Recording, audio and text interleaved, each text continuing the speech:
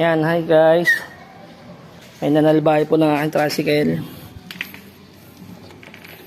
Tanggal po yung kanyang sprocket sa loob.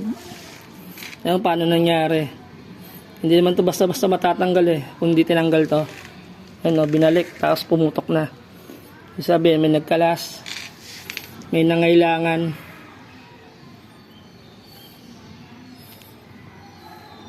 Ito lang kadena niya.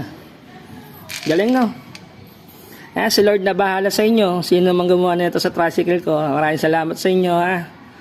At the more na ako'y sinasalbay, the more na ako'y pinagpapala. Kaya thank you sa inyo. Ayan. Nagpapasalamat din ako sa inyo. Dahil pagpapala sa akin ay ganun-ganun na lang.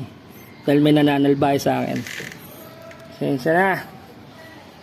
Nakakayak. Grabe.